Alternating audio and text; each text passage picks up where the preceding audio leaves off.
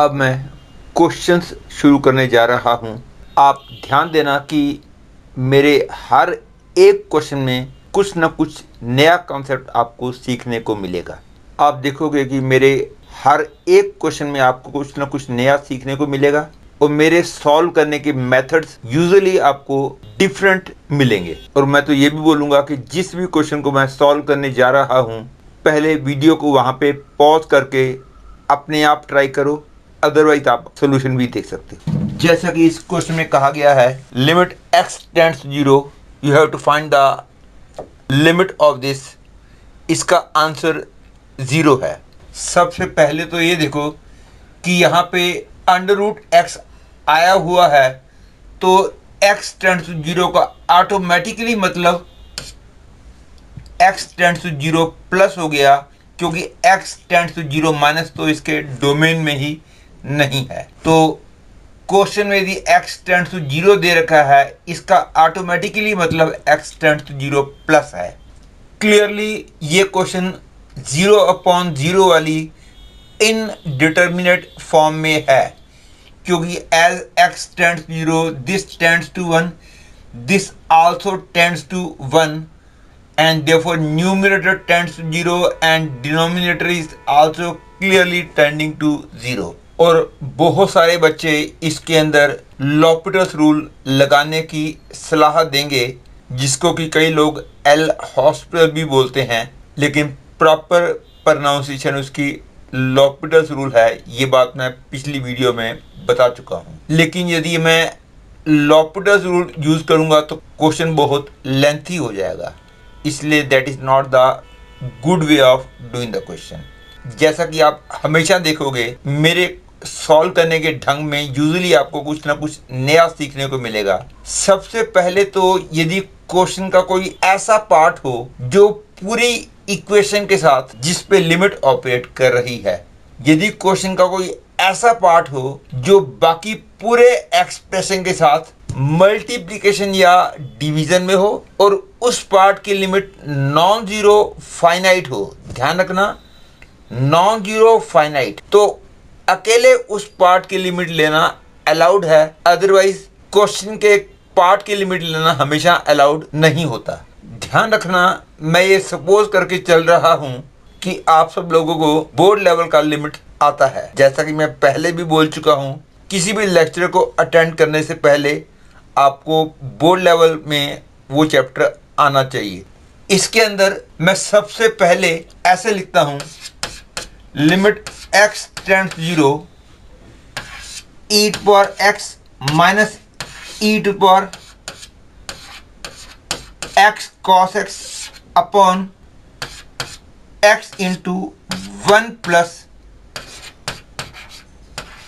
Sign square root x upon x। ऐसे लिखने का फायदा ये होगा कि मैं आसानी से देख पा रहा हूं कि इस पार्ट की लिमिट नॉन जीरो फाइनाइट आ रही है। क्यों? क्योंकि इस पार्ट को यदि आप देखो तो it can be written as sine of root x upon root x whole square. और बिकॉज x जब 0 को टेंड कर रहा होगा तो ये 1 को टेंड करेगा और ये पूरा 2 को टेंड करेगा। और क्योंकि ये वाला पार्ट बाकी पूरे क्वेश्चन के साथ मल्टीप्लिकेशन और डिवीजन में है और इसकी लिमिट नॉन जीरो फाइनाइट भी है, तो इसलिए मैं इस पार्ट की लिमिट ले सकता हूँ। और ऐसा करने के बाद मेरा क्वेश्चन आसान हो जाएगा। और उसके बाद मेरे को मिलेगा limit x tends to 0 e to power x minus e to power x cos x upon x।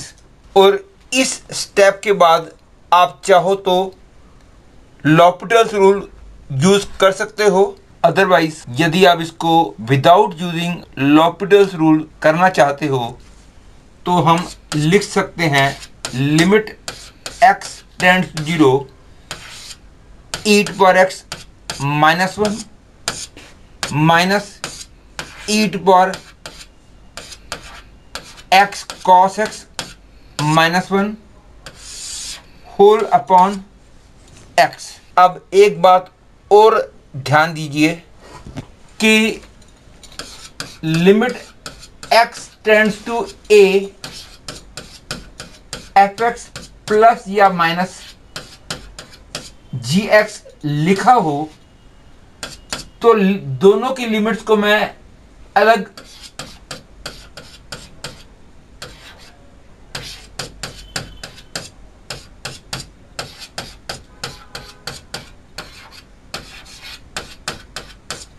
अलग अलग लिख सकता हूं, प्रोवाइडेड दोनों में से किसी भी एक की लिमिट फाइनाइट नंबर आ जाए। एक की भी लिमिट फाइनाइट नंबर, ध्यान रखना इसमें जीरो भी अलाउड है। एक की भी लिमिट फाइनाइट नंबर आ गई तो हम ब्रेक कर सकते हैं। ब्रेक करना तब अलाउड बिल्कुल भी नहीं रहेगा यदि ये क्वेश्चन जो है इन्फिनिटी माइनस इन्फिनिटी वाली इनडिटरमिनेट फॉर्म में हो, अदरवाइज आप ब्रेक कर सकते हो। इन्फिनिटी प्लस इन्फिनिटी वाली फॉर्म हो तब तो आंसर इन्फिनिटी हो ही जाएगा। मेन बात है इन्फिनिटी माइनस इन्फिनिटी वाली फॉर्म में नहीं होना चाहिए। यदि मैं ज्यादा क्लियर लैंग्वेज में बोलूं तो प्लस वाले केस में मैं अलग नहीं कर पाऊंगा। यदि ये इन्फिनिटी और ये माइनस इन्फिनिटी को टेंड कर रहा हो या ये माइनस इन्फिनिटी और ये इन्फिनिटी को टेंड कर रहा हो तो हम ब्रेक नहीं कर पाएंगे। और माइनस वाले केस में यदि ये इन्फिनिटी को और ये भी इन्फिनिटी को टेंड कर रहा हो तो ये इन्फिनिटी माइनस इन्फिनिटी वाली फॉर्म में होगा, तब इसको ब्रेक नहीं कर पाएंगे। या ये भी माइनस इन्फिनिटी को टेंड कर रहा हो और ये भी माइनस इन्फिनिटी को टेंड कर रहा हो, ध्यान रखना मैं इतने पार्ट को बोल रहा हूं। तो minus infinity minus minus infinity का मतलब फिर वही इन्फिनिटी माइनस इन्फिनिटी वाली फॉर्म होगी, तब हम ब्रेक नहीं कर पाएंगे। यदि एक भी फाइनाइट नंबर है तो हम ब्रेक कर सकते हैं। एक भी फाइनाइट नंबर हो तो हम दूसरे को चेक करने की जरूरत नहीं है, बाकी हम ब्रेक पक्का कर पाएंगे यदि एक भी फाइनाइट नंबर है तो। ये कॉन्सेप्ट आप देखोगे बहुत आपकी हेल्प किया करेगा। अब इसको मैं लिख सकता हूं limit x tends to 0 e to power x minus 1 upon x minus limit x tends to 0 e to power cos x minus 1 upon x। ध्यान दो उसकी लिमिट चाहे मेरे को इमीडिएटली नहीं पता है, लेकिन इसका तो मैं फॉर्मूला जानता हूं कि इसकी लिमिट 1 है, तो क्योंकि इसकी लिमिट फाइनाइट नंबर है अब इसलिए मैं ब्रेक कर सकता हूं। तो I get 1 minus limit x tends to 0 e to power x cos x minus 1 upon x cos x into cos x। अब इस पार्ट की लिमिट फिर से 1 हो जाएगी क्योंकि ये वाला पूरा न्यूमरेटर 0 को टेंड कर रहा है, दोनों सेम भी हैं।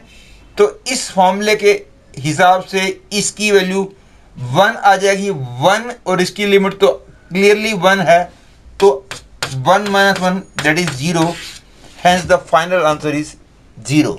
अदरवाइज इस स्टेप के बाद आप लॉपिटल्स रूल भी यूज कर सकते थे, लेकिन ये वाला कॉन्सेप्ट बताने के लिए मैंने आपको इस तरीके से कराया है। नेक्स्ट क्वेश्चन है limit x tends to 2 1 upon x square minus 3x plus 2 plus 1 upon x square minus 5x plus 6। Again इस क्वेश्चन में इंटरेस्टिंग बात यह है कि as x tends to 2 this denominator clearly tends to 0. This denominator also clearly tends to 0. और आप जानते हो जब डिनोमिनेटर 0 को टेंड करता है तो ये पूरा इन्फिनिटी को टेंड करता है, ये भी इन्फिनिटी को टेंड करेगा. तो इन्फिनिटी प्लस इन्फिनिटी वाली फॉर्म में हुआ क्वेश्चन. और इन्फिनिटी प्लस इन्फिनिटी में तो आंसर हमेशा इन्फिनिटी आया करता है, लेकिन ये गलत है. एक्चुअली इसका आंसर इन्फिनिटी नहीं है. एक्चुअली इसका आंसर, इसका रीजन क्या है? रीजन ये है कि ये इन्फिनिटी प्लस इन्फिनिटी वाली फॉर्म है ही नहीं. यदि ये एक्चुअल में इन्फिनिटी प्लस इन्फिनिटी वाली फॉर्म में होता तो आंसर फिर पक्की बात है इन्फिनिटी ही आता. लेकिन एक्चुअली ये इन्फिनिटी प्लस इन्फिनिटी वाली फॉर्म है ही नहीं, केवल दिखने में लग रहा है कि ये इन्फिनिटी प्लस इन्फिनिटी वाली फॉर्म में है. एक्चुअली ये इन्फिनिटी माइनस इन्फिनिटी वाली फॉर्म में है. चाहे x टेंड्स टू 2 प्लस हो, चाहे x टेंड्स टू 2 माइनस हो, दोनों केसेस में ये इन्फिनिटी माइनस इन्फिनिटी वाली फॉर्म है. पहले तो मैं ये एक्सप्लेन कर दूंगा, उसके बाद मैं क्वेश्चन का सॉल्यूशन शुरू करूंगा. लिमिट x टेंड्स टू 2, इसको मैं ऐसे लिख सकता हूं और इसको मैं ऐसे लिख सकता हूं. ये तो हम जानते ही हैं कि limit x tends to 0 1/x infinity होता है, लेकिन तब जब ये x टेंड्स टू 0 प्लस होता है. x टेंड्स टू 0 माइनस वाले केस में ये माइनस इन्फिनिटी होता है. ये बात आपको पता होगी. अब इस बात को ध्यान रखते हुए क्लियर है x टेंड्स टू यदि 2 प्लस की बात करूंगा तो x की वैल्यू 2 से जरा सी ज्यादा होगी, तो ये 1 से जरा सा ज्यादा होगा. ये 0 से जरा सा ज्यादा होगा, तो इसलिए ये पूरा इन्फिनिटी को टेंड करेगा. और इसमें ये 0 से जरा सा ज्यादा होगा, लेकिन क्योंकि ये -1 के करीब होगा, इसलिए ये पूरा माइनस इन्फिनिटी को टेंड करेगा. मीन्स ये एक्चुअली इन्फिनिटी माइनस इन्फिनिटी वाली फॉर्म में है. और यदि मैं 2 माइनस की बात करूंगा तो उस केस में ये 1 के करीब होगा, ये 0 से जरा सा कम होगा, तो इसका आंसर माइनस इन्फिनिटी होगा. और ये 0 से जरा सा कम होगा और ये -1 के करीब होगा, तो इसलिए ये पूरा 0 से जरा सा ज़्यादा हो जाएगा. तो इस केस में ये इन्फिनिटी वाली फॉर्म में हो जाएगा. तो मतलब कि अब क्वेश्चन हो जाएगा माइनस इन्फिनिटी प्लस इन्फिनिटी वाली फॉर्म. तो अगेन ये इन्फिनिटी माइनस इन्फिनिटी वाली फॉर्म हुआ, तो इसलिए दिखने में चाहे ये इन्फिनिटी प्लस इन्फिनिटी था, लेकिन एक्चुअली ये इन्फिनिटी माइनस इन्फिनिटी वाली फॉर्म है. लेकिन यदि बाय चांस क्वेश्चन यदि ऐसा होता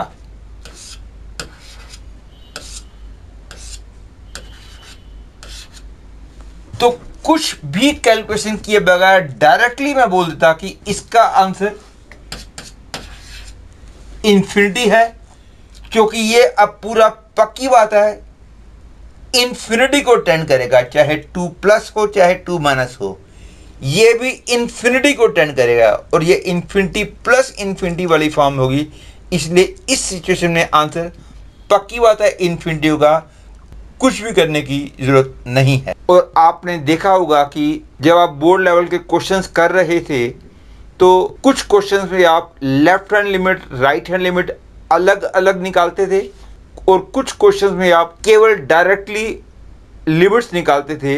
लेफ्ट हैंड लिमिट और राइट हैंड लिमिट को ध्यान में रखे बगैर करते थे. तो अब बच्चों को ये कंफ्यूजन अराइज होती है कि किन क्वेश्चंस में left hand limit right limit दोनों निकालनी चाहिए और किन क्वेश्चंस में डायरेक्टली लिमिट निकालनी चाहिए। तो इस कंफ्यूजन को मैं पहले दूर कर देता हूं कि प्रॉपर मैथमेटिक्स तो ये कहता है कि लिमिट के हर एक क्वेश्चन में आप left hand limit right limit दोनों निकालो। लेकिन जब हमको प्रैक्टिस हो जाती है तो बहुत सारे क्वेश्चंस में विदाउट डूइंग एनी कैलकुलेशन हमको इजीली पता चल जाता है कि लेफ्ट हैंड लिमिट और राइट लिमिट डिफरेंट आने वाली है कि सेम आने वाली है। अब हर एक क्वेश्चन में तो आपको पता नहीं चल पाएगा, तो यदि आपको डाउट हो तो फिर left hand limit right limit दोनों जरूर निकालो, और यदि डाउट नहीं है तो फिर केवल एक लिमिट निकालो। और दूसरी बात यह है कि जिन क्वेश्चंस में मॉडुलस या बॉक्स या कहीं डिनोमिनेटर में जो पार्ट है वो 0 को टेंड कर रहा है और पावर ऑड नंबर है, तो जब पावर ऑड होती है तो 0 प्लस में और 0 माइनस में आंसर में फर्क पड़ जाता है।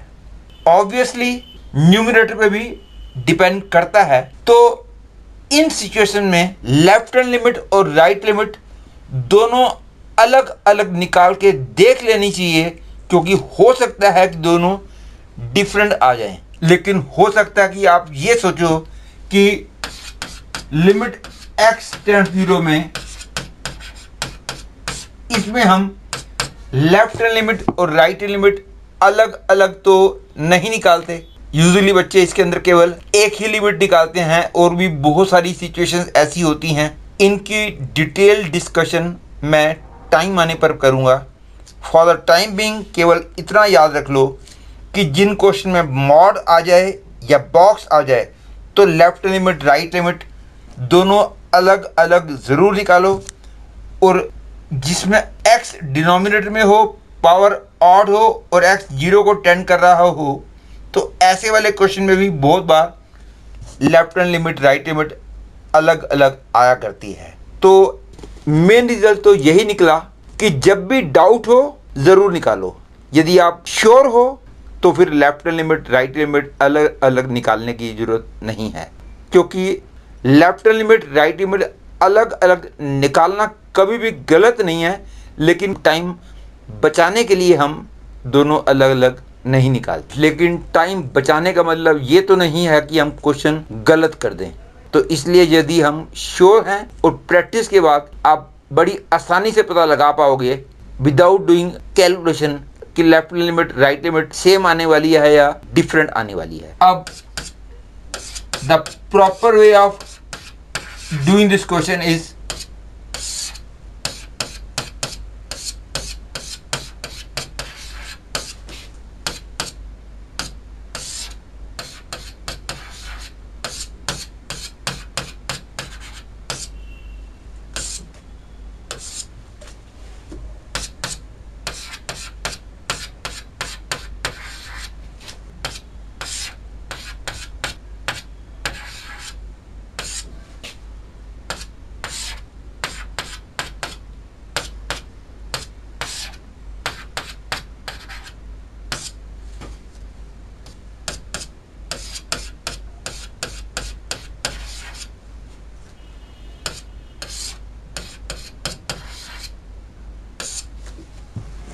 आप देख सकते हो कि so far left limit right limit बात नहीं की है। अब जरा पहले इसको मैं कंप्लीट कर लूं।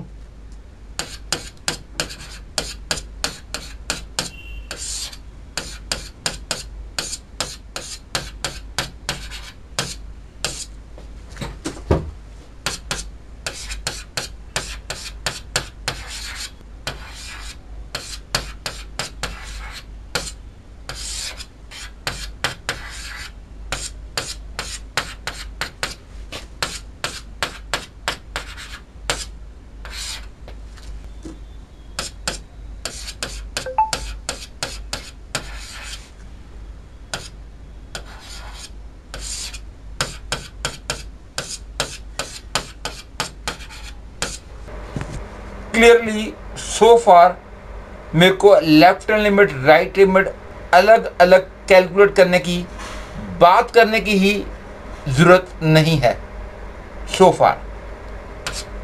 और अब जो है ये क्लियर है कि x चाहे 2 को किसी तरफ से भी टेंड करे, ये पूरा माइनस टेंड करेगा। और ये देखना बिल्कुल भी मुश्किल नहीं है, x चाहे 2 को राइट हैंड साइड से टेंड करे, x चाहे 2 को लेफ्ट हैंड साइड से टेंड करे,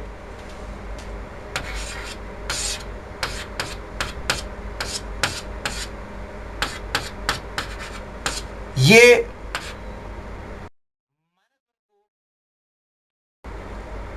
लेफ्ट हैंड साइड से ही टेंड करेगा। लेकिन इवन इफ दोनों केसेस में ये माइनस को अलग अलग साइड से भी टेंड करता तो भी कोई दिक्कत नहीं थी। मेन बात तो यह है कि बस ये देखना होता है कि क्या ये सेम नंबर को टेंड कर रहा है कि नहीं। यदि वो सेम नंबर को टेंड कर रहा होगा तो हम बोलते हैं लिमिट एग्जिस्ट। अलग अलग साइड से टेंड करे कोई दिक्कत नहीं है, हम बोलेंगे लिमिट एग्जिस्ट।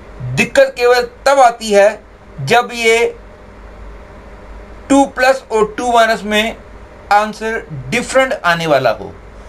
क्लियर है, 2 प्लस हो चाहे 2 माइनस हो, दोनों केसेस में ये -1 को ही टेंड करेगा, इसलिए हम बोलेंगे लिमिट एग्जिस्ट। अभी तक की कैलकुलेशन में हमको अलग अलग देखने की ज़रूरत ही नहीं थी, क्योंकि हमको क्लियर है कि सिचुएशन बदलने नहीं वाली है, तो सब कुछ सेम रहेगा। अब इसके बाद तो क्लियर है कि x की वैल्यू 2 को टेंड करेगी तो ये टेंड करेगा ही, इसलिए हमने इसके अंदर लेफ्ट लिमिट राइट लिमिट अलग नहीं निकाली।